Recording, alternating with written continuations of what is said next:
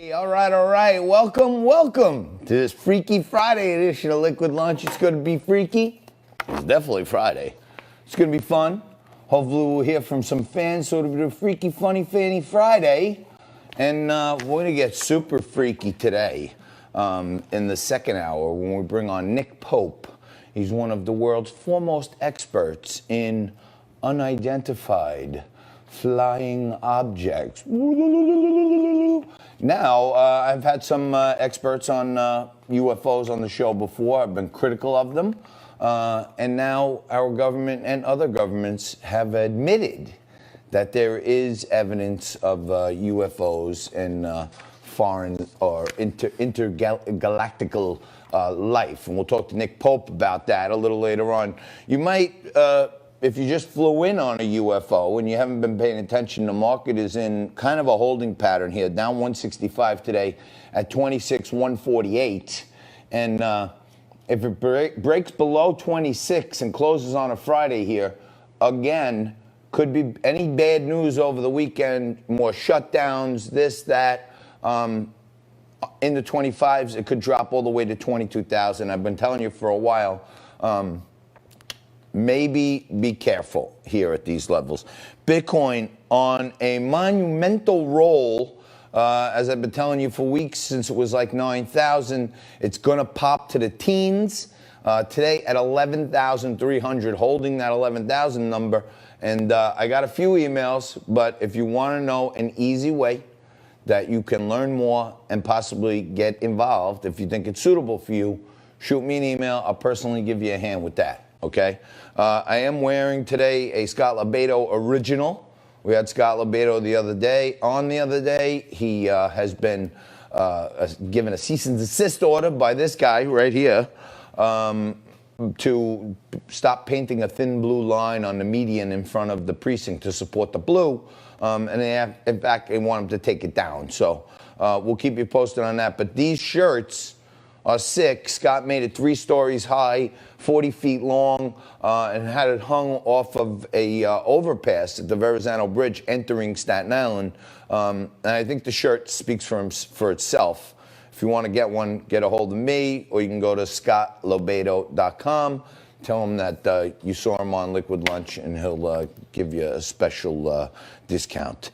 Also, Michael Johns is going to be joining us at a time when we need the silent majority to speak up and really raise their voices. This guy was one of the co-founders of the Tea Party movement, and it was the last time that there was a shake-up in our democracy. And Michael Johns is going to talk to us about that. Also, the passing of Herman Cain and John Lewis's passing, famous civil rights activist who was a congressman who passed away. Lieutenant Colonel Dan Davis is going to join us a little later in the show, talk about nukes, talk about China's rapid multi-decade economic growth, which has made it a great power, and now why we're in a war with them. And Lieutenant Colonel Dan Davis has been with us many times. Barry Goldsmith is going to be here to keep it funny. He's going to crack you up. He's our resident humorist. And then, of course, Nick Pope, our UFO man, is going to come on. And Ken LaCourte, founder of Media Action Network and former senior exec at Fox News, is going to talk about Twitter and how they're censoring some doctors and promoting other doctors, and they're silencing frontline doctors. And Squarespace shuts down America's frontline doctors' website, Squarespace, so they can't take donations or contributions on credit cards. So it's getting crazy, and Ken knows all about this stuff. And maybe we'll even get into a little Pizzagate and a little hydroxychloroquine, all the things that get you banned. Take a quick break. Going to come back right after this with Michael Johns.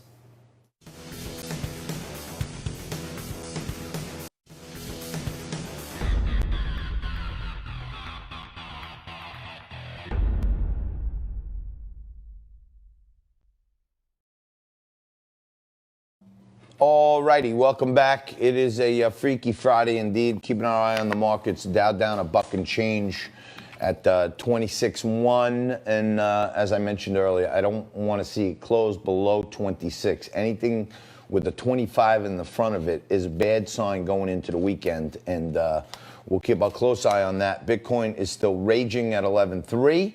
And quite frankly, the way our government continues to expand its balance sheet, coupled with the fact that the U.S. dollar is down 8.8%, is like, these are two factors that make me think that a weak dollar and an expanding balance sheet is only going to weaken the dollar some more. I think there's been some people who are adopting Bitcoin and they're using it as an alternative asset, almost a flight to safety in lieu of dollars. So I think that, Bitcoin could be in the teens, meaning 13, 14, 15,000 in my view in the next week or so. So you keep your eye on that. I'm all over it. Last time I bought it, Bitcoin was in October and it was at 8,000. I'm still holding it. And I think it's going much higher, okay? We take the show much higher to much higher depths, levels when we go to my good friend, joins us every Friday. Michael Johns is here. He's a policy analyst, former speechwriter for President George H.W. Bush, and one of the co-founders of the Tea Party movement.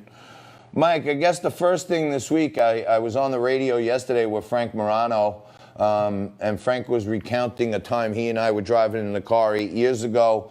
And I said to him, Herman Cain is my favorite Republican candidate. And I really liked Herman Cain because he came with that, private sector swagger. And I said to Frank yesterday, Herman Cain was actually the precursor to Trump for people who were looking for an outsider with business experience. What do you know about Herman Cain? Obviously we all sadly, wish his family well and stuff. But yeah, I have to say, I really feel like we've lost a conservative icon yesterday. And I agree with your perspective. From the very first introduction that I had to Herman Cain, I always held him in high esteem, and for a whole bunch of reasons. One of them is the one you just mentioned, is that it doesn't always receive a lot of attention. I think people in the political world tend to be a bit more insulated, but this was a man who grew up in fairly significant poverty. Born in Memphis, as I recall, he moved to Georgia. He went on and received a bachelor's degree and a master's degree in computer science, which maybe it doesn't sound too impressive, but if you're kind of that pre-computer generation, as I can recall, with in my business administration curriculum, computer science before computers was immensely difficult. And he, you know what I'm saying? I mean, they didn't even call it, when I attended University of Miami in Florida, they called it management information systems. And it was like trying to understand computer functionality without ever being on a computer. And Herman Cain, to his great credit, went on to receive a master's in this, which, really provided him with a lot of sensitivity and understanding of business data long before this data revolution that we're in right now. And he utilized that, joining what originally, as I recall, was the Pillsbury Company, which owned Godfather's Pizza. He was given a chain of restaurants in the Philadelphia area to monitor basically the metrics and performance of, and did an exceptionally great job and really moved up throughout the Pillsbury system, and ultimately on to becoming CEO of Godfather's Pizza. Right. Now, me personally, I got to tell you, Italian guy from Staten Island, right? I used to think to myself then, wow, how good is this guy at thinking outside the box? If you could be a black guy who takes Godfather's Pizza to the national, it was one of the biggest chains out there. You don't typically see black guys running pizza places, but to get through all those hurdles, I said, wow, this guy's got to know something. I didn't know about his MIS background in computer science. I guess he was tracking traffic and, preference, and figured it out because, even back then it was hard for a black guy to become CEO, nonetheless, of a pizza company.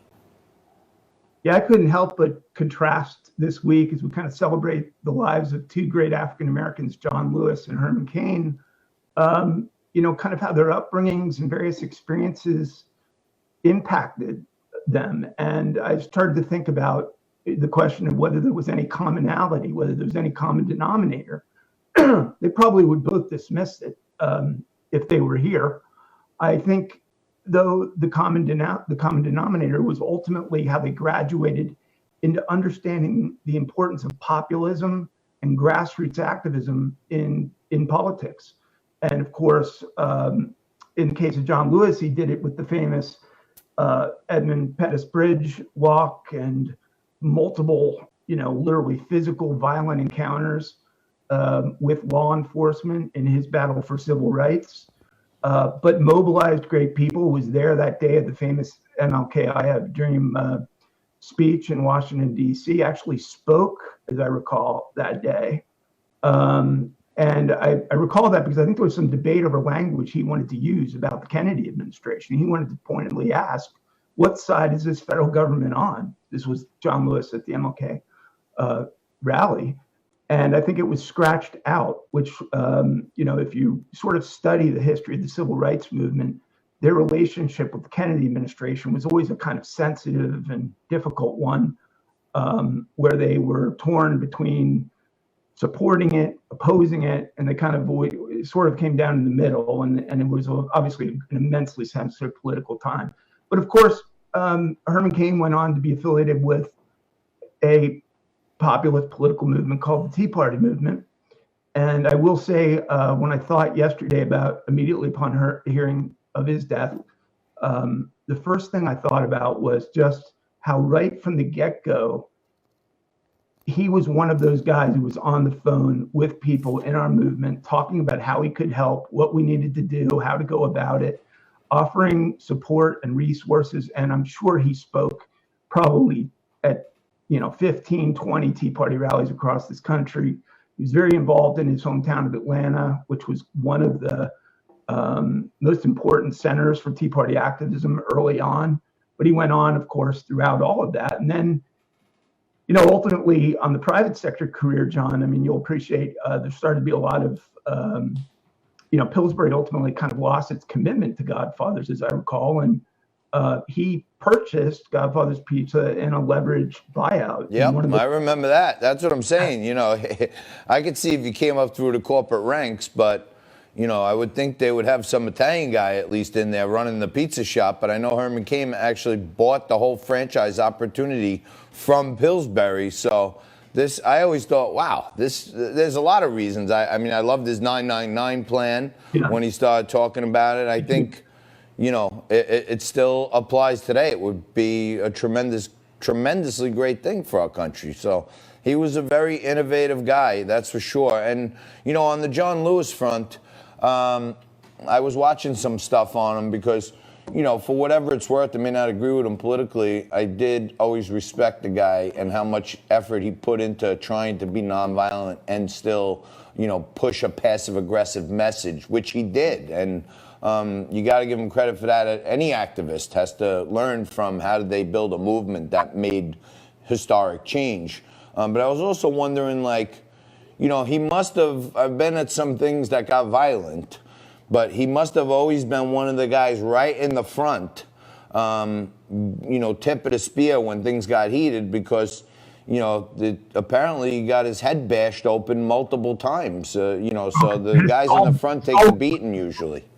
His skull was broken. And I'll tell you, having had a number of conversations with him, because we were both engaged in Africa, heavily in Africa and developing world policy in the early 90s, late 80s, you could see this scar, from it.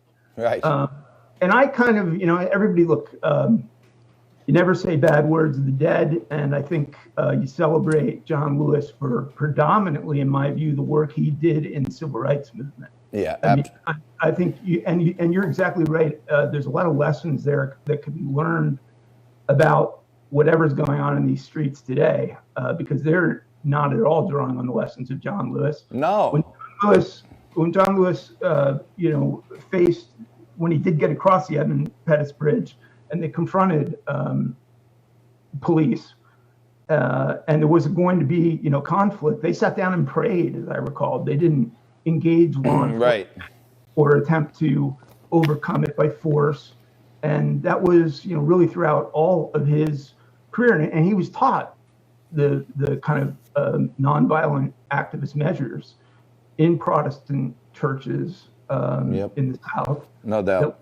but were involved in the civil rights movement and drew upon that throughout that entire career. And then, of course, leveraged that for a very lengthy career in the U.S. Congress that was markedly more divisive, and yeah, no question about that. But you know what? Hey, look, at a time when the term Black Lives Matter is getting hijacked, two great African Americans who cared about America pass away, and at least we honor that.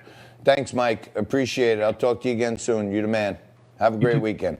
We're going to take a quick break. We're going to come back with more Liquid Lunch right after this.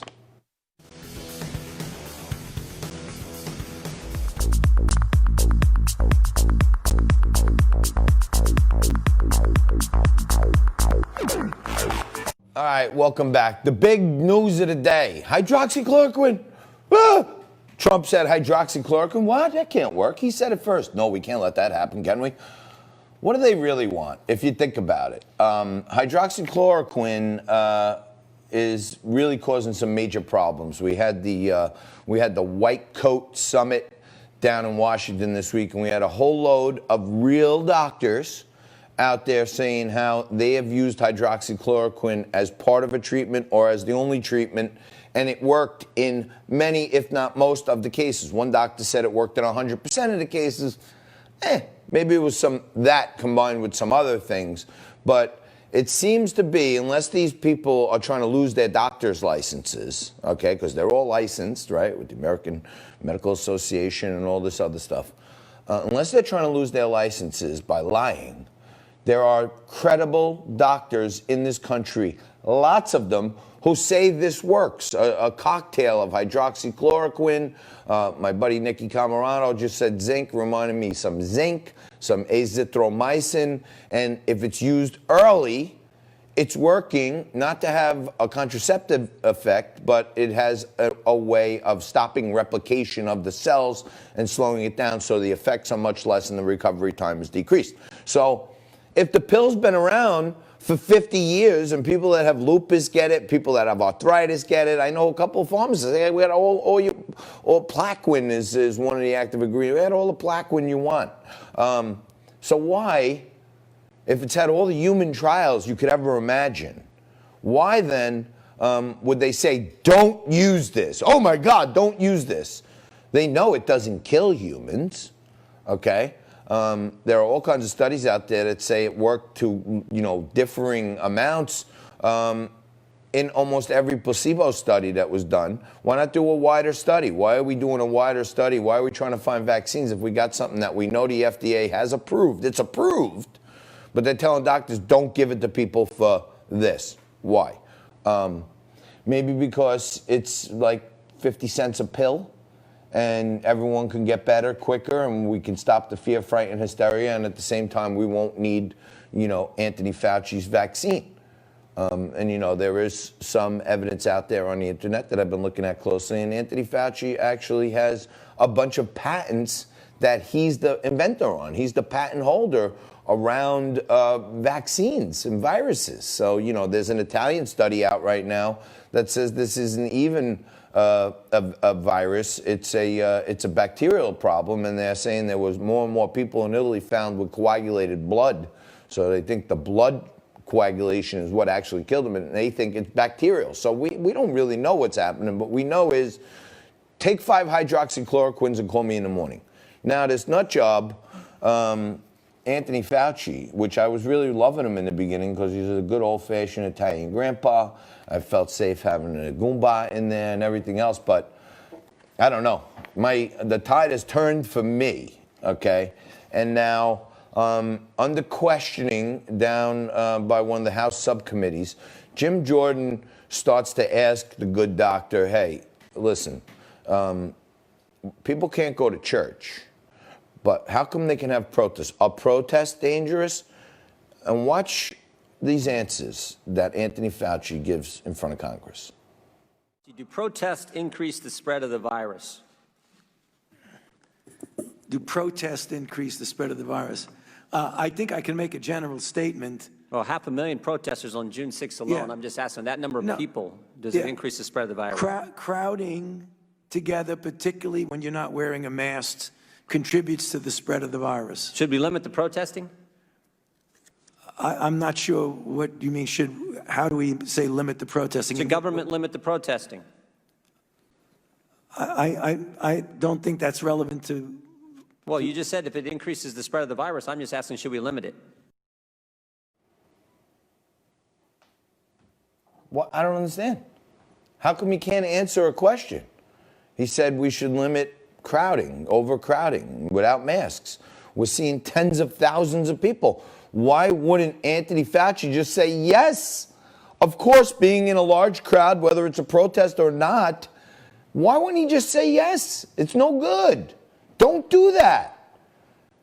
Because he's somehow or another committed to these outbursts and these riots and changing the political landscape with civil unrest in the streets. There's no question about it. Otherwise, anyone would say, of course they're no good. If you can't go to church and you can't go to a ball game, why would you be allowed to go to a protest?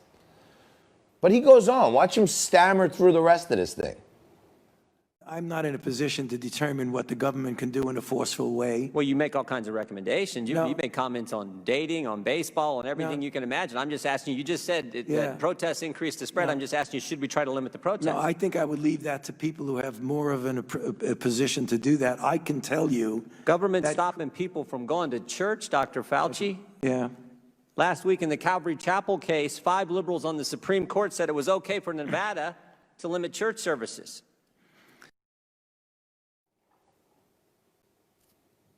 He says, in weighing in on whether a large group of people are protesters, he would leave that to other people. He would leave that to other people who are more qualified. You're the head of our national allergy and infectious disease. You're the head guy. They're yelling at Trump for not wearing a mask here or there, okay? They're yelling at Trump for saying hydroxychloroquine has positive effects. Who do we ask if protesting is bad? If we don't ask Anthony Fauci. But he says he'd leave that to other people. Okay, who should we leave it to? All of these new Facebook doctors? Everybody I know out there is some kind of Facebook doctor. And I saw the other day my friend Jill Flipper Vitale, one of the great radio and now TV producers out there, had a Facebook University medical diploma that she posted on there for all these quacks who think they're doctors. He's the guy. You know, he's obviously not an expert in baseball, but he's enjoying his newfound largesse by throwing out the first pitch of the Major League Baseball season. So he wants to be in the spotlight, obviously. If I threw the ball like him, I would never want to be in the spotlight throwing out the first pitch. He literally threw it into the first base dugout. The catcher was over there. He threw it that away. It was the most embarrassing thing ever. But he's weighing in on his talks and his interviews about, you know, all kinds of topics. But he's not, he would leave it to other people to decide if large groups of people protesting are continuing the spread. He can't answer that one. Strange. Really strange. But anyway, we try to serve it up straight up every day right here on Liquid Lunch. I am about to take a quick break, couple minutes here, and then we're going to come back with Lieutenant Colonel Dan Davis. We're going to talk about China. I want to get his thoughts on Afghanistan and this supposed bounty stuff. He's one of the foremost experts, you know, great colonel, been in theater in many of the countries that we're still having problems in. And if you want to know what's going on with our military, you stay tuned right here. Mix yourself up a cold one. We're going to get through this hour, and Dan Davis is going to be with us next. 5, 4, 3, 2.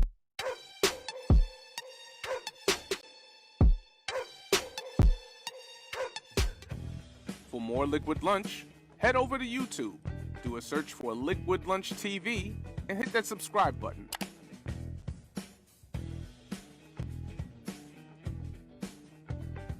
Back over the course of the Trump presidency, he came into office talking about how he wants to bring our soldiers home. He wants to draw down our troops. Everywhere he has mentioned that he's going to draw down his troops, there's tremendous outrage from the left who usually, want to cut military budgets and stuff. When they want to draw down in Syria, they scream and yell. When we take out Soleimani, the Iranian general fomenting terror across the Middle East, the left is mad. We executed someone. We're talking about drawing down in Afghanistan. And I call on one person whenever I can, and I want to break this stuff down. That's Lieutenant Colonel Dan Davis from the U.S. Army. He's a foreign policy expert, great friend of the show. He's been coming on with us since we started. Lieutenant Colonel, thank you so much. I really appreciate you joining us. We've talked about Syria, we've talked about Iran, Afghanistan, but to me, China is the greatest threat on the planet against us. And as much as I don't want to jump into conspiracy theories, I really feel like not informing us about this virus was an act of economic warfare because they needed another deflationary measure to offset the trade tariffs. Well, I don't have any knowledge about whether they did or whether they did. There's certainly a lot of conflicting information out there, even by some Western experts. But what I can tell you is that, our relations with China, whatever we want, whatever we would like them to do, we have to engage with them on a way that's going to be working out to our advantage and recognizing that they are a great economic power. They do have significant military power in that region. And as such, it's necessary and required of us to make the best of the situation for our country and not to inflame it any worse than it already is. Because you're right, there are some big problems. Yeah, I see major problems. One thing, you're one of the best military men around. I kind of have been focused on financial markets. And back in November and December, China was actually lowering the reserve amount on their bank deposits. So they were freeing up money for banks to lend out to keep businesses alive. And I happen to think that their economic largesse is not as great right now as they would like us to think they are. So I think they're acting out in ways that they haven't acted out before, and they've basically colonized all the Caribbean islands by building them docks and airports and stuff, so they have access all around us. I think, if you're right, if we make one wrong move, they may, be in a position to take some aggressive action. Well, but here's the thing. The good news is I think that China is not anywhere near as strong as many are making them out to be. Now, the one exception would be in their defensive capabilities, their so-called A2AD, anti-access area denial. That is very formidable. And if we should decide to attack China, for example, if we want to get involved in a war over there, maybe with Taiwan or something, if we send our fleets and our aircraft and other things into that teeth of that A2AD, there's some real problems. But in the areas that you mentioned, whether it's in the Caribbean, whether it's in Africa, whether it's elsewhere in Europe and some other places, they don't have the ability to project power anywhere near what we do. So if they did, take any foolish moves, we have the capacity and the power with our global ability to deploy power that would check anything they did. And I think they know that. And so I don't think that they're going to take us on in those areas where they know they'd lose. Right. So let me ask you this, because I've always wondered this myself. With all the saber rattling between Iran and Israel, and people say, many of the leaders of Iran who have said we're going to wipe Israel off the face of the map and all this other stuff. Then Israel says, well, we're nuclear armed, right? They both have allies around the other, not great allies, but like if Iran shot a nuke into Israel, they'd, destroy many of their friends right around there. Doesn't that go for like China and, they have nukes. Russia has nukes. India has, what can they do? They can't nuke each other. They almost kill themselves. That's exactly right. And that regional balance is what deters, virtually every regime from taking any kind of action of the type you're talking about, because that's exactly right. China has a lot of nuclear weapons, comparatively small, though. It's a few hundred at most compared to our 4,500 active nukes, which they certainly are aware of. And so they're not going to take any action that would prompt their destruction, because they know that we can literally wipe their country off the map, whereas they could harm us, we would still be able to survive. They wouldn't, and they know that. So what they're going to do is they're going to flex their muscles around their border area and in their region, but they're not going to get too frisky outside because they know that they would absolutely lose. And the one thing about China is they don't do things that harm their own interests.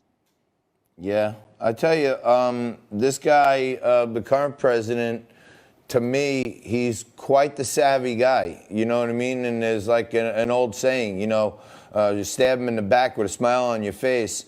He comports himself like he's some new type of person, modern, and but he's about, the way I see it, as dictatorial as it comes. He's a pretty evil guy, I think. Well, I think that you can count on the communist Chinese leadership and on the leadership in Russia with Putin. I think you can count on them to absolutely do everything in their power to maximize their benefits in whatever category and to try to thwart us in whatever ways that they can. But I keep going back to this, is that our power, both economically and militarily, is so much stronger than either one of those. Even with China's rise right now, we still hold the trump card. So as long as we don't take any foolish and unnecessarily provocative actions, we'll be able to deter China indefinitely, and we'll continue to have the opportunity to have effective global trade to help our own nation, while still holding China responsible for areas where they're doing, nefarious things like stealing intellectual property, et cetera. We have the trump cards, and we can still make this good for America, no matter what they do. So, Colonel, I know you've been a great resource for me on Afghanistan and Afghan policy and bringing soldiers home and stuff. But my question to you is this. I know the left-wing media wants to bring up anything they can to bash the president, and they keep bringing up these Russian bounties on American soldiers. Is that a rare occurrence for foreign intel and special forces to try to, diminish a global enemy? Well, no, I don't think there's anything new about that. And I mean, to be perfectly frank, we use some of our counterintelligence and counter-espionage agents, to do the same thing to try to keep others in line as well. So there's nothing new about that. But I think that what distinguishes us is that we want to make sure that others are held accountable for what they do for the purpose of keeping both the nation and the globe safe. So I think that's the one thing that's different with us, but there's nothing unusual about it at all, unfortunately. Yeah, and that I had other experts, not as esteemed as you, who've said, hey, look, it's a sucky thing, but, we got guys in black hoods out there that are doing similar things in other parts of the world to our enemies. So, this is not a new occurrence. Is something like that, in your view, something you think that would rise all the way to the president's daily briefing? That's uncertain. I mean, you can't. In defense of the president, there are literally thousands of pieces of intelligence every single day, any one of which could be considered very important. And you just can't bring every one of them to the president all the time, or else he would never have any time to do anything else. And so it's really incumbent upon his senior leaders and the other people on his staff to make sure that that they only bring the stuff that's actionable to the president, something that's validated. They don't want to keep saying, well, there's the possibility of this, that this might be the case. So it's a balancing act, because sometimes you want to do, if something's important enough, you might want to bring it up. But it's a tough balancing act to follow. And I'll just say it's not an easy call. Well, if we did like you said and brought those troops home from Afghanistan, then we wouldn't even be dealing with this problem. But the struggle continues. Lieutenant Colonel Dan Davis, thank you so much for joining us. Thank you for all your service to our country, and your inputs are always well appreciated by me and our audience. Thank you. Thank you very much for having me. Have a great weekend, Colonel. All right, that's Colonel Dan Davis.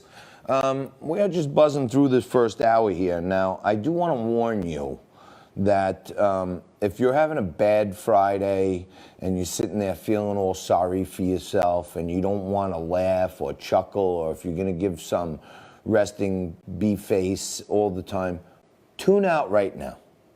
Because if you don't, and you're in a bad mood and you're ragging, you don't want to do nothing, tune out right now. Because coming up after this commercial break, we're going to be joined by my good buddy and our resident humorist, Barry Goldsmith, also the host of the Been There, Haven't Done That podcast. But Whether you like it or not, you are going to crack up right after this.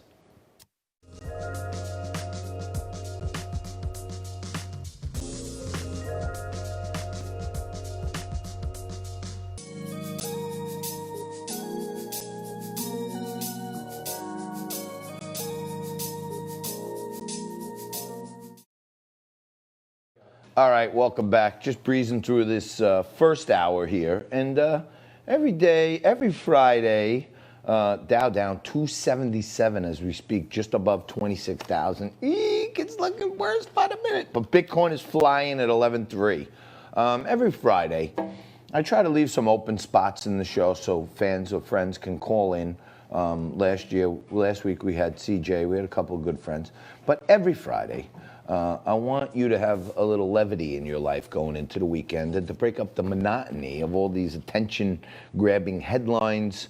It's good, once again, to bring in our weekly contributor on air who emails us every day with funny jokes and quips and little anecdotes that I weave into my seemingly humorous deliveries or lack thereof. But our resident humorist is with us, Professor Barry Goldsmith. He's an NYU professor. He's also the host of the Been There, Haven't Done That podcast, and he can be heard here in New York City on AM 710 WOR on his weekly show, Been There, Haven't Done That. Barry, my first question for you is this. It's been a crazy news-filled week. What do you think the highlights of this week were? Actually, looking back, I think it's the stimulus bill, the Latino voice, which is not necessarily Democratic, and, of course, the White Coat Summit on the steps of the Supreme Court. Okay. You think those were the big ones? Yes. All right. What do you think about the stimulus bill? You mentioned the stimulus bill. What do you think about that? Well, I think it's, if you want to end the stimulus deadlock, you know who you should call? Monica Lewinsky, because Monica Lewinsky was the original stimulus bill. Ba-boom! And he drops his first bomb. Let's toast to that. We got a funny, folks. This is going to get better, I can tell you that. All right, what do you think about this? I'm going to hit you. I'm going to quiz you a little bit here. Okay, great. My friend Emilio Medina is the head of the Miami chapter of the Latinos for Trump. What do you think is going on with the Latin vote for President Barry? Okay, well, you know what I think? I think that Trump is really courting the immigrant vote. I mean, so many immigrants are, the best gardeners. And that's why they're redoing. He asked Melania to redo the Rose Garden because he wants the immigrant vote. And, of course, our most famous First Lady was an immigrant. And God bless her, if the stimulus bill passes, there's more fertilizer for her Rose Garden. So, wow, he's on fire. All right, let me ask you this. What about, first of all, I can't even believe they let them hold this rally called the White Coat Summit, because it sounds very non-inclusive if you can only have a white coat to go. I don't know why they didn't call it the Gray Coat Summit or something like that. What do you think about the White Coat Summit down in Washington, D.C.? Well, first of all, the speaker, the main spokesperson, was black, so she spoke for everybody. So there is some kind of equality there. But did you know that she thinks a lot of our problems today are from alien DNA? And that's another reason to vote for Trump, because Ivanka, Don Jr., Eric, and even Barron have alien DNA. I mean, that's another reason. Wow. So you're saying illegal. Got it. Some of her ideas, though, were, people say were half-baked. And I'll tell you, it's true. They were half-baked and even in an easy-bake oven. How's that? All right.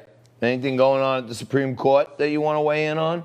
Yeah. I mean, the white coats and of course, our friend Dr. Stella Emanuel were on the steps of the Supreme Court. And when I saw all those doctors in their white coats, I thought to myself, oh my God, are they abortion doctors? But I'm glad it was entirely something else. That relieved me. Okay.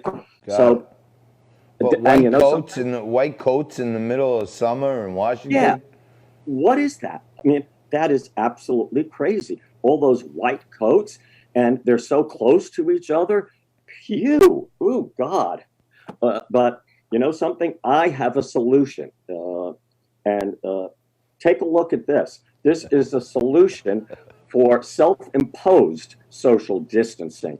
If you heed what this sign says, you never have to go 6 feet from the next person because they'll keep away from you. You see that? Come on, Barry. It's 90 degrees out. I was sweating like a terrorist yesterday. Who's gonna not wear deodorant? Okay. Well, of course, I'm just kidding there. But you know something? Kidder, you. Thank you. I'm getting money during this, and not a stimulus check.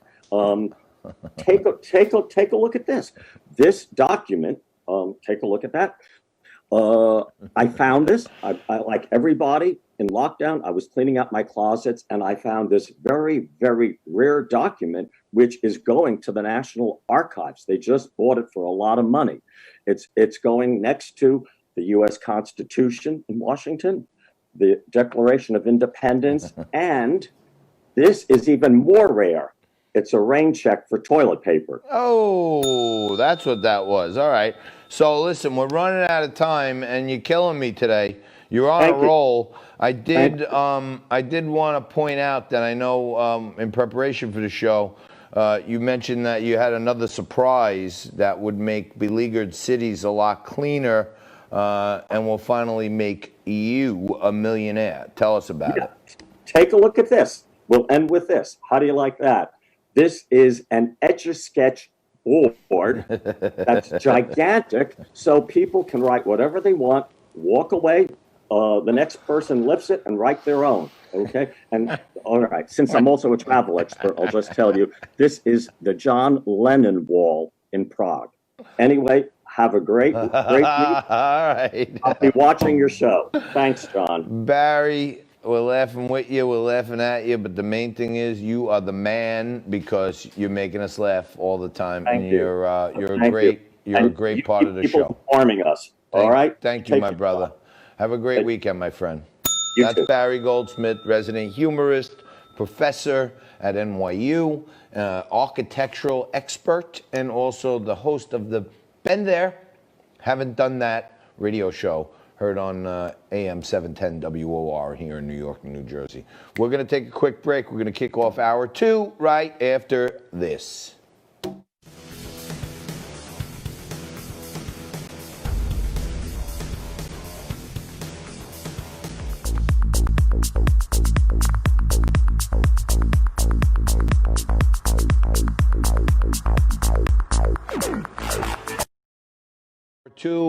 Second half for the last day of the week. It's been a great week. Here's to you.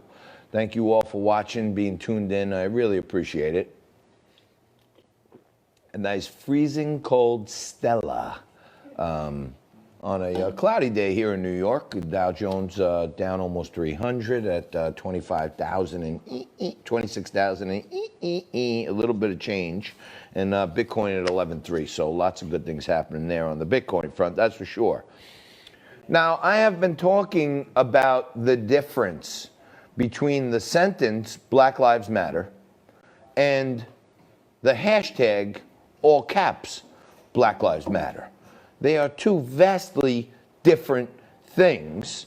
And I'm thinking, like, how do they let them do this? And how are they tricking us? They're mind-bending a sentence that everyone would agree with into a movement that you have to agree with, and if you don't, then you're a racist.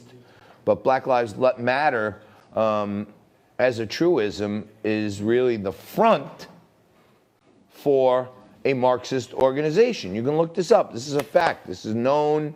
It's out there in social media. The founders of the Black Lives Matter hashtag, which became a movement, are trained Marxists.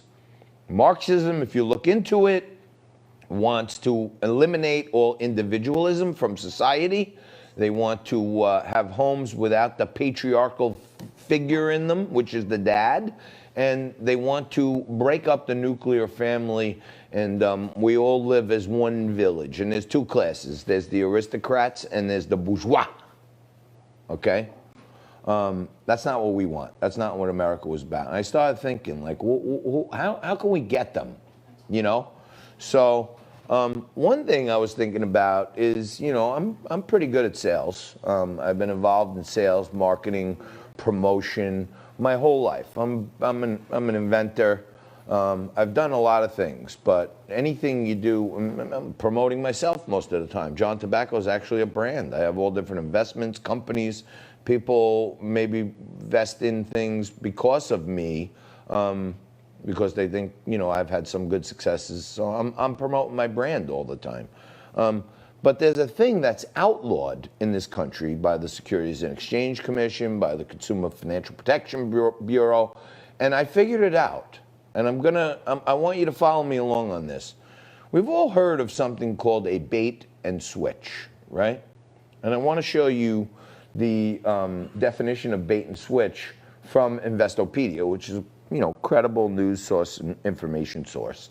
The bait and switch occurs when prospective buyer is enticed by an advertised deal that sounds attractive. All right, take that down for a minute now. So in the sales world, if you advertise something that sounds overly attractive to the client to draw them in, they call that the bait, okay? Put it back one more time, Nico. Now, they put out their Black Lives Matter, which sounds like, yeah, I'm in on that. Everybody's in on that. Little do we know that they're really a Marxist organization that's a front for Act Blue. So when you go donate to this great sounding thing, Black Lives Matter, here's where the switch comes in.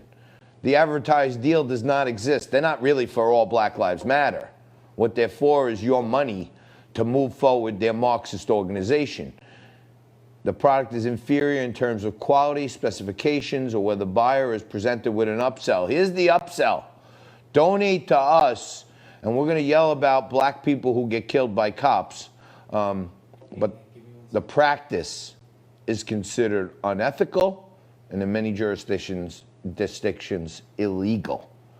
So I think by Black Lives Matter tricking us into thinking they really care about Black Lives Matter, and then when people donate it to them, it goes to a Marxist organization, I think that's a bait and switch. And I think there's some smart lawyers out there that could just start taking a look at it, and maybe this is another way we can attack these mongrels who are trying to hijack our country.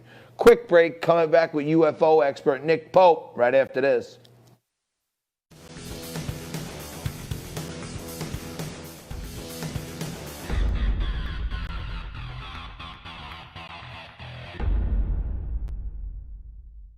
Alrighty, welcome back. Now, we ended the first hour by lightening the mood a little bit. I encourage you all to join me on a Freaky Friday with a nice cold cocktail. And Barry Goldsmith joins us every Friday to hit you with his best jokes. I give him 7 today. I mean, he had some funnies, he had a couple floppers, but he's actually funny when he flops, too. So it's like a win for everyone. At least that's what I think. Everyone tells me they love the guy, and they're rooting for him. That's the main thing. All right. If you're watching this on Facebook or YouTube, drop us a like, a thumbs up, a comment, a smiley face, something. We're trying to break the algorithms on social media. We need engagement. We need people to drop a comment or a thumbs up, a thumbs down, you know, say John's fat, you know, whatever you want. Just give us something. It's really, really helping us out. I mean that, and I appreciate your help on that. Now, if you got that cold one, mix it up and take a slug, because we're going to go deep down the rabbit hole or into intergalactic times when we're joined by Nick Pope. He's a journalist, a media commentator, and he's an expert on UFOs. Was an employee at the British government's Ministry of Defense. He's had a wide range of duties relating to non-operational activities. You know, one of the responsibilities was to investigate the phenomena to determine if it had any defense significance. So if anybody knows what's happening out there, it's this guy. Nick Pope, thanks for giving us a few minutes today. What's going on, Thank you. Nick? Well, what's happening is that this subject has come out of the fringe and into the mainstream. The US government has effectively admitted that these things are real. They haven't said they're alien. They've said we don't know. But pilots chase them. Radar operators track them. Some of those videos have been released, and now we learn that the Senate Intelligence Committee has called for a report, and that there's a unit in the Office of Naval Intelligence called the Unidentified Aerial Phenomena Task Force looking at this. The Unidentified Aerial Phenomena Task Force. It sounds like Absolutely. It sounds like they went to great lengths just to not call it the Unidentified Flying Object Task Force. But yeah, I saw these videos recently, and I guess they've been getting more viral lately. But those videos of the pilots in awe of how fast this object is moving, those were from 2002, right? There are three different videos. One of them's from 2004, and two of them from 2015. But this is the tip of the iceberg. All of the people involved in this program have said that there have been multiple events like this. I loved the comment. One of the pilots, when he was asked about this, he said, "I don't know what it was, but I want to fly one." And so when these top guns tell you something like that, it really, I think, gives you an insight into the speed and maneuverability of whatever the heck it is we're dealing with here. So let me ask you this. So you were deep in there, and I'm sure, you know, as you're investigating whether or not there's any significance for defense capabilities, you personally had to come across some things that made you scratch your head a little bit. Absolutely, yes. I was investigating this for the British government back in the 90s, and we were the ones who, going back to the previous point, we popularized this term UAP precisely because we wanted to get rid of the sort of pop culture baggage that the term UFO had. But yeah, we had about 200 or 300 sightings each year. And I remember one of them, pilots, telling me that they've been overtaken by these things when they're flying fast jets. Another Air Force officer told me about a huge triangular-shaped craft moving really slowly, emitting a low-frequency humming sound, and then accelerating away to the horizon many times faster than military jet. And when I interviewed him about this, his voice was still shaking, and he said, "I've served 8 years in the Air Force, never seen anything like this in my life." Wow. So is a triangular-shaped vehicle a new phenomena? Because I often hear about, you know, these disc-like vehicles. They come in all shapes and sizes, but huge silent or near-silent triangles have been seen, certainly in bigger numbers since at least the 80s, in the United States, the United Kingdom, Belgium, other parts of Europe. And, you know, we're still debating this. Is it our own technology, some deep black program buried somewhere in government that even people that run these sorts of UFO programs don't know about? Is it Russia? Is it China? Or is it something from further away? And we don't know, but we're getting close, I think. Well, I kind of feel like, you know, we're right up there in the intelligence gathering in the world. If China or Russia had something that had figured out a new way to supersonic speed, we'd at least have some handle on it. So the idea that they're calling it a phenomena makes me think they don't have any, you know, any evidence that a foreign power could have got past us. But did you ever see anything, you personally, that gave you the sense 100% that there's alien life?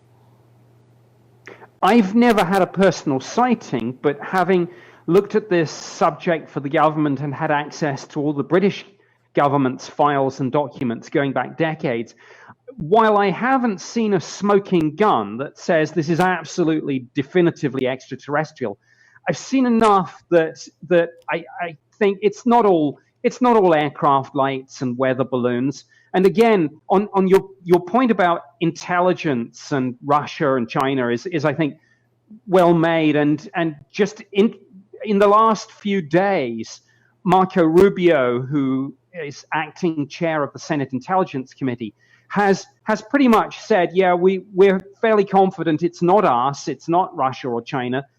We need to find out who it is, what the heck is going on in our airspace, because it's automatically a defense and national security issue. Right. I've been a cynic. I've had other UFO folks on the show that, they weren't impressing me. But when I saw that video, I guess about 2 years ago from 2004, you could tell by the voices of the pilots. You can't even see them, but you can tell by their audio that their voices are elevated to a level that they're like in awe or shock of what they see. And if military guys who fly the highest speed jets around are in awe of the speed that something moves, it's got to be something we don't know about. It's real. That's what I came to that conclusion in the last year.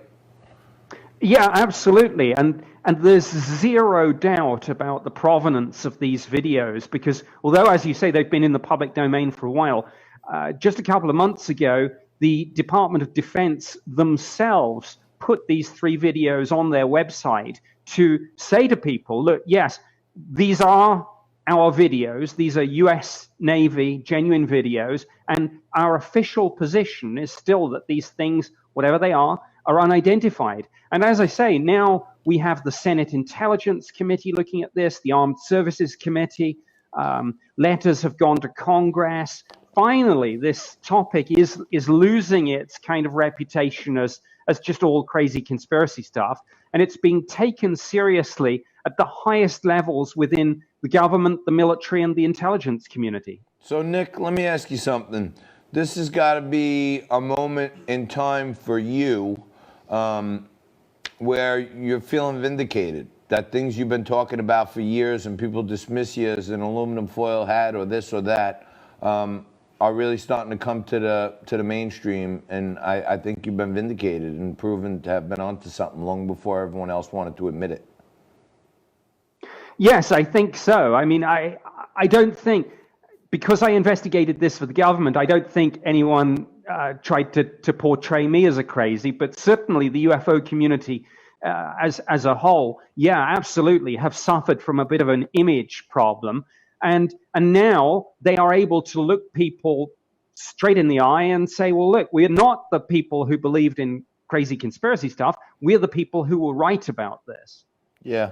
And you know what? When I get deeper down the rabbit hole on, a lot of political stuff, if you start to understand this and say, wow, if our government's been lying to us for like the last 40 years about whether or not a spaceship zips through our universe every so often, what else are they lying to us about? So it's scary, but maybe we're getting to a place where they know the news cycle is so fluid that they have to be transparent. But I really appreciate you joining us, Nick, and hopefully as things develop, you can come back and be our go-to guy. Absolutely. Aliens, the ultimate October surprise, perhaps. Yeah, there we go. All right, that's Nick Pope. He's a journalist, media commentator, and one of the foremost experts on unidentified flying objects. We're going to take a quick break right here, come back and do some news of the day, and maybe even take your calls. Welcome back, folks. I've been taking my makeup off every day with the coronavirus wipes. I'm still corona free. Didn't even wipe your fake tan off. Well, that's because that's not a fake tan. That's a real tan.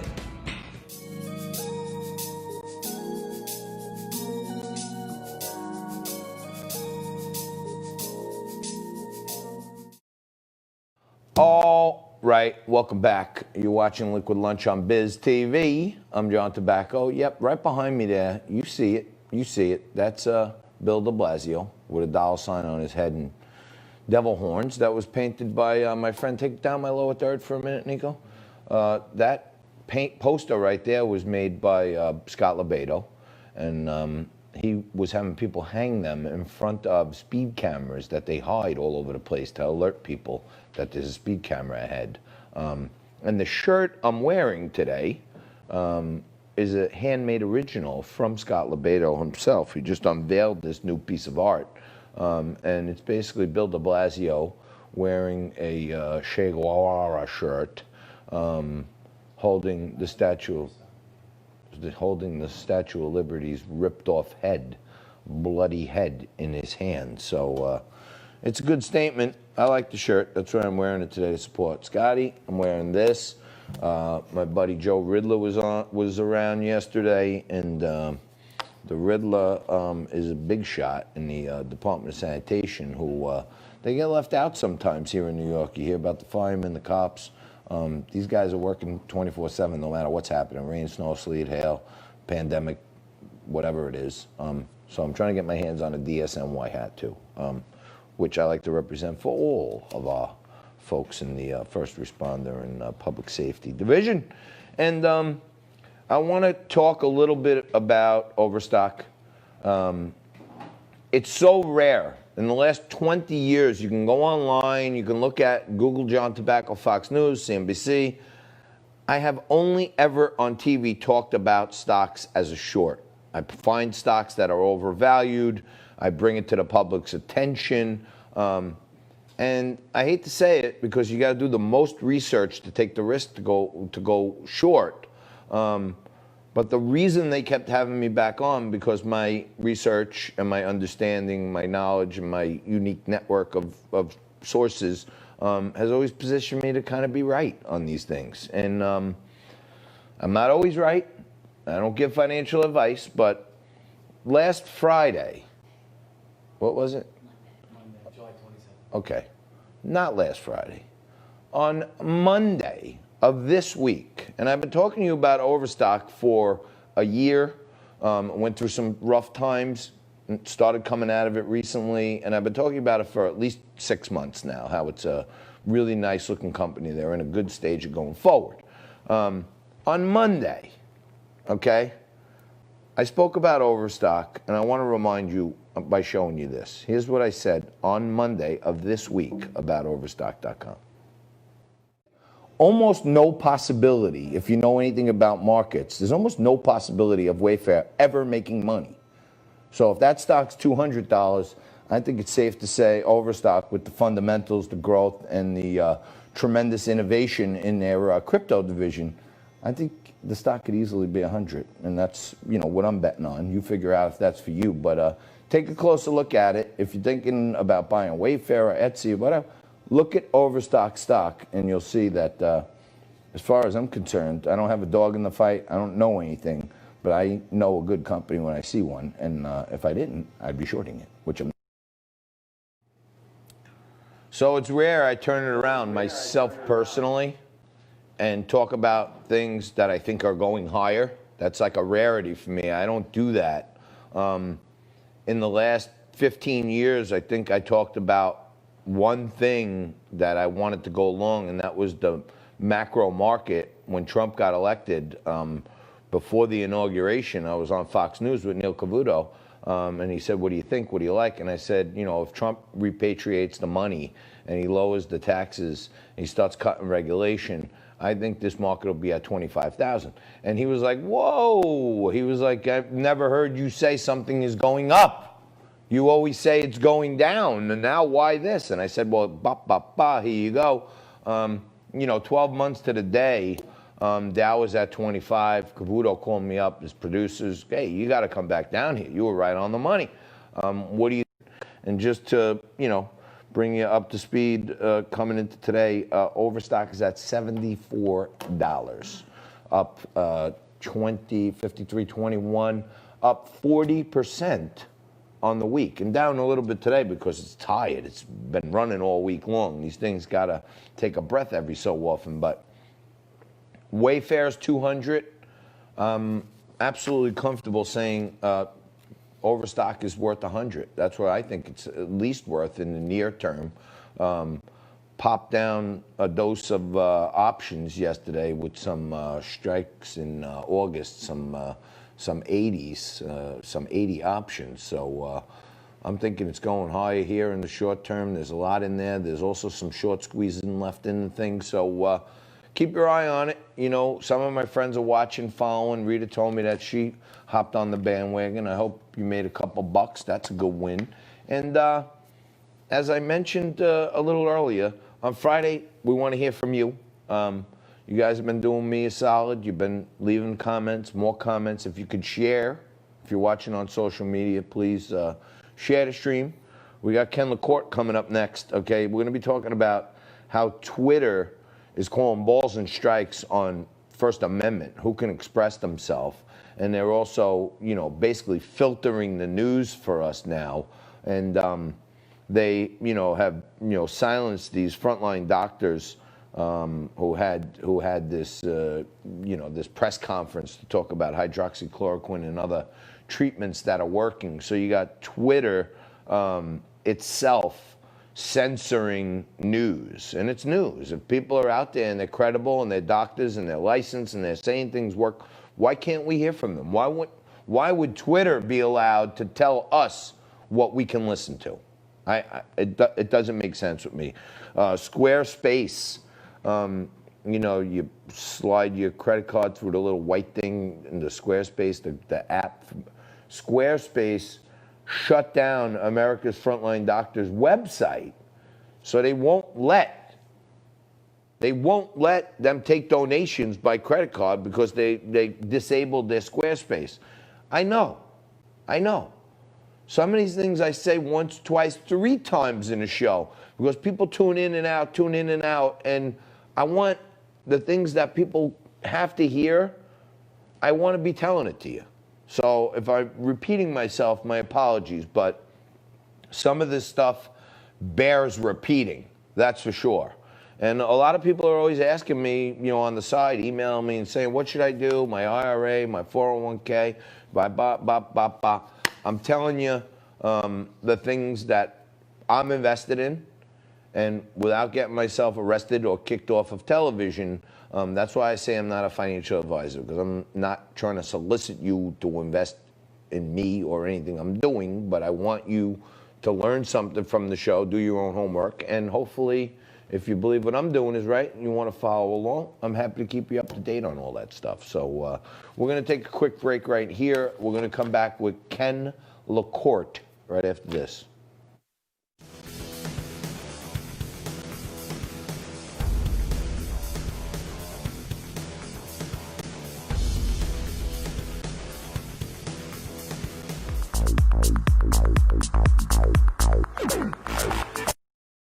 Just breezing through hour 2 here on a Freaky Funny Friday. We cracked you up a little earlier with our resident humorist Barry Goldsmith, who was here, and we took you intergalactic with the UFO discussion, and Nick Pope, who's been studying this stuff for 30 years, and now we bring it all home to wrap up this great week of Liquid Lunch on with Ken LaCourte. He's the founder of Media Action Network.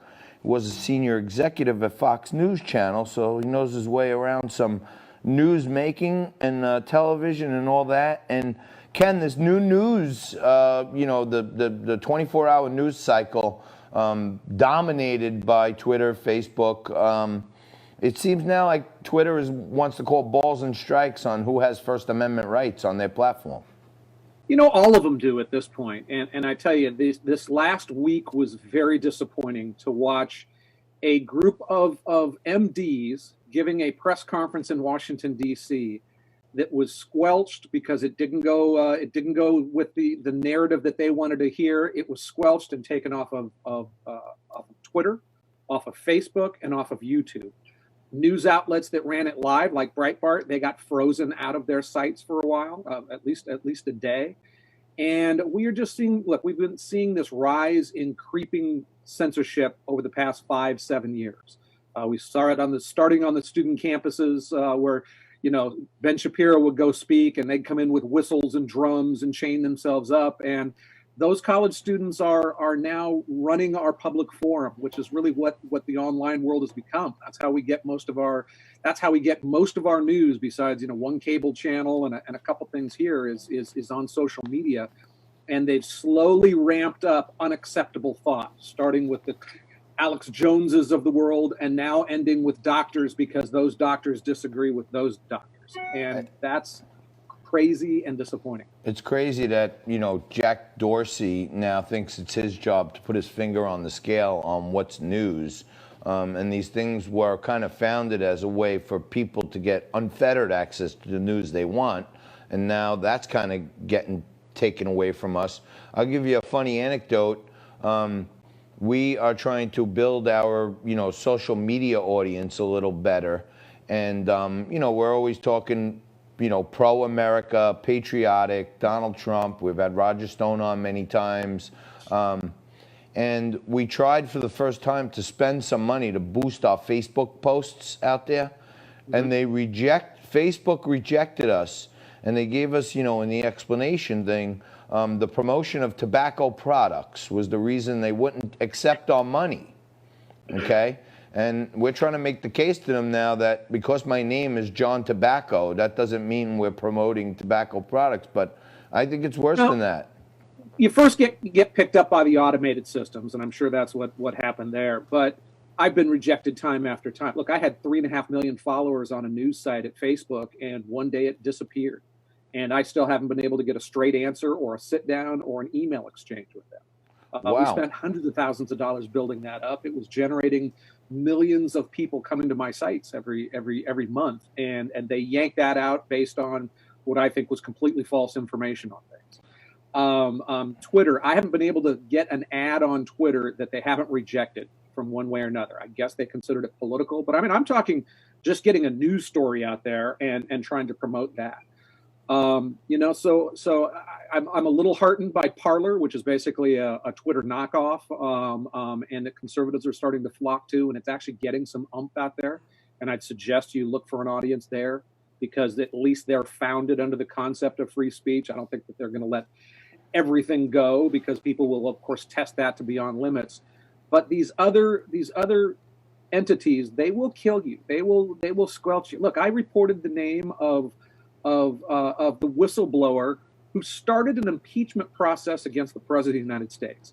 And he wasn't some guy who was a whistleblower inside the White House. He was working for the CIA out of Langley. He was somebody who had admitted in conversations that he was going to get Trump from day one, and had been booted out of the White House for other reasons. I mentioned his name. I got yanked off of YouTube. I got yanked off of Facebook, and Google demonetized my pages. Wow. Right? You want to have fun? Go look for hit the words Joe Biden and try to find out if you can see a link leading you to Breitbart News, which is a very unabashedly pro-Trump organization. But they're also one of the biggest online news groups in the world. You can't find them on certain keywords now using Google. I was actually gonna bring that up to you, because I'll tell you what.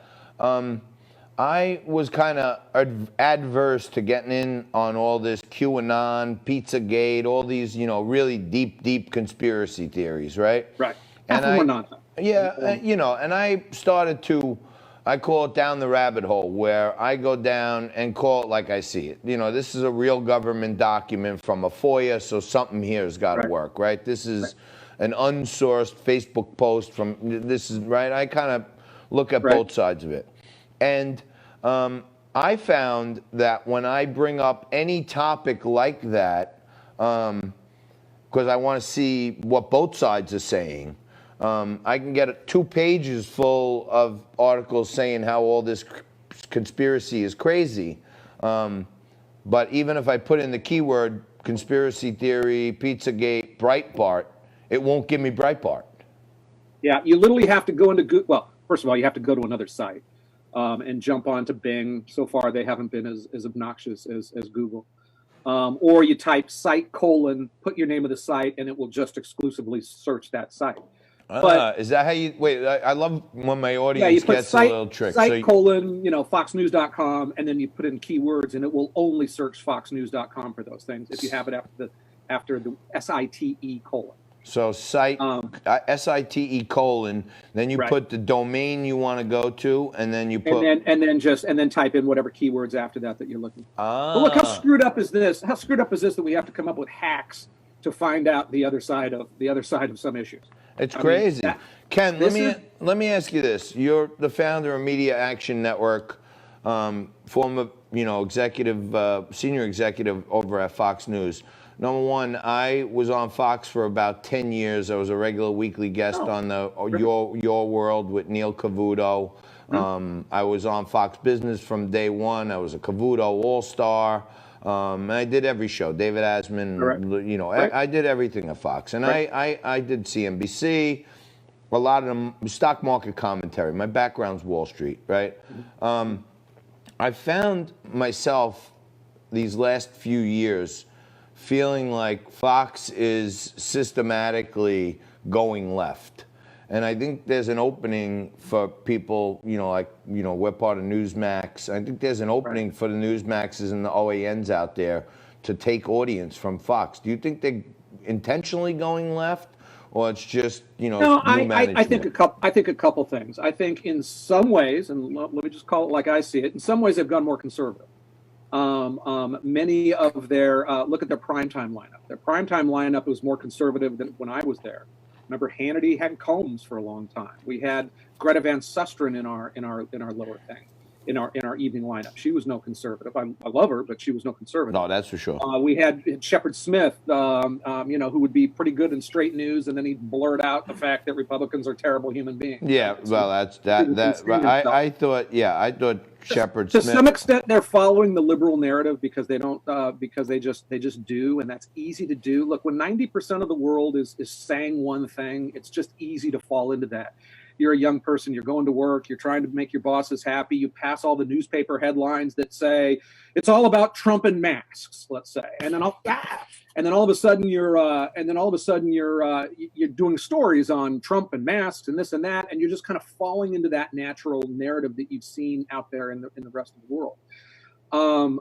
We also, but that's it, and then we have a good reason to be worried. I don't think the Murdochs, at least the younger Murdochs, they're not true believers in the conservative cause. I mean, their dad is a conservative. He's a capitalist, and he was a capitalist first, I think, and conservative second. And then look, the world's changed. I mean, look, back in the day, and the day was only 5 or 6 years ago. You could watch CNN and not want to throw up, or not know that you were watching DNC TV. So what happened is everybody kind of went further to the it was always liberal, right? That's how we formed a beachhead. That's how we won. But Fox went a little bit more conservative in some ways, and maybe a little bit more liberal in other ways. And CNN went that. And when everybody's out there, then you're like, why am I watching Democrats on Fox? And this is what Trump says, and he's got a point. He's like, I go to CNN, I go to MSNBC, they're 100% against me. I go to Fox and they're 80% for me and 20% against me. That feels unfair. Right. Why do we have to listen to Donna Brazile, who just, 3.5 years ago was given the questions in a debate to Hillary Clinton? But, we had Susan Estrich on before, and she ran Michael Dukakis's campaign. Right. I mean, but the world's changed a little bit, and so look, I do think that there is some room for a more conservative network. And I think that there needs to be competition for everybody on conservatives can't just have one channel that they can. We got to leave it there. Thanks a lot, brother. We got to have you back. All right. Thank you. Thanks for to you soon. Quick break. Come wrap it up right after this. 5, 4, 3, 2.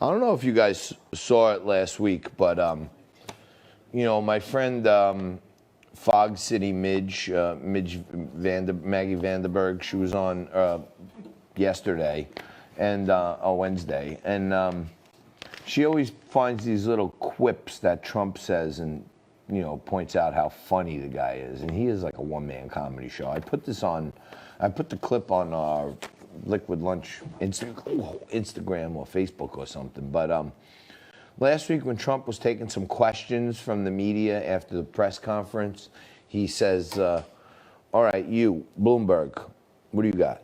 And he says, you know what, you actually look like Bloomberg a little bit. Nah, you know what, you look a little better than him. And then they open up the shot, and it's an African-American guy. So I'm like, this guy is hysterical because there's no way that guy looks like Mike Bloomberg. So he is a one-man comedy show. But, I think it's getting so crazy when you got Anthony Fauci will not say that it's unhealthy to have protests with tens of thousands of people. He will not say protests will spread the disease. He said, I'll leave it to other folks. But and Jim Jordan was slaying him, saying, so wait a minute, the state of Nevada, 5 Supreme Court judges agreed with the state of Nevada that they could limit the amount of people that can go to church and under their First Amendment right, but they won't limit the amount of people that can go in a casino. It's like crazy. If you live in Vegas, you want to go to the casino and gamble and drink and smoke cigars or whatever else you can smoke in Vegas, go for it, because we need that money. We need the people working. We need the tax money. You want to go to church and pray with your flock, your congregation, no. You're limited, okay? So, they did say, the Black Lives Matter folks, one of their heavy-duty leaders, did say, next we're coming for Jesus. They want to start ripping down Jesus statues. So it's not surprising that, some of these blue states are also, coming down on the side of gambling and drinking, and that's okay. Protesting, that's okay. Church, not okay. Scary. Jess, what else did you want to talk about today? You mentioned that you wanted to be on air a little more, and you were going to start having 5 topics every day that me and you were going to go through, and you were going to rip them off for me. Well, that's another thing, a part of your WTF today. Your associate producer Jessica created a perfect segment for herself, and you stole her fire. That was yesterday. I think she's still mad at you today. All right, that was yesterday. Well, I'm saying if she's so upset, if one of your employees is so upset because they didn't get their moment in the sun, and then there's an outlying project that would give you that moment in the sun 5 days a week, but you refuse to deliver on executing that plan, then you can't get that mad. JT, let's keep in mind that Jess is also the HR department for this company. That's right. And yeah, I'm not saying anything that has to do with a race, a sex, a creed. I'm not saying anything. JT, please recall that I did tell you I would let you know when I'm ready to go on air. That's with what I'm the saying. 5 So topics. I'm not ready me yet. for all you out there, okay? There were times when I was trying to build my television career early on that if WOR Television in Secaucus, New Jersey called me and said, hey, can you come over and do a 10-minute interview on how the market's going to open tomorrow morning, I would get in my car and race there because I wanted to keep pursuing that. So, if you're going to let me know when you're ready and capable of going on air, then you can't be that mad about losing a throwaway segment because you're not ready to go on air. I'm not mad, JT. Oh, okay, very good. All right, well, she was a little cranky. Nico's saying she is mad. I'm not mad. You get a lot on Liquid Lunch, and Liquid Lunch is not like some, straight up, news show. Okay, I try to let you behind the scenes, let you know we're like a family. I'm talking to you. I don't know who else is watching, where they're watching. Jess is doing analytics to find out how big our audience is growing, and it's growing. But I think you appreciate what we're doing a little more if you know the kids behind the scene and how much work they're putting in. And you guys put in a lot of work by committing to watch us every day, so thank you. We wrap up the week right now, and I will be back Monday at the same bat time, the same bat channel, with the same bat team right here. More Liquid Lunch for you on Monday. Have a great weekend.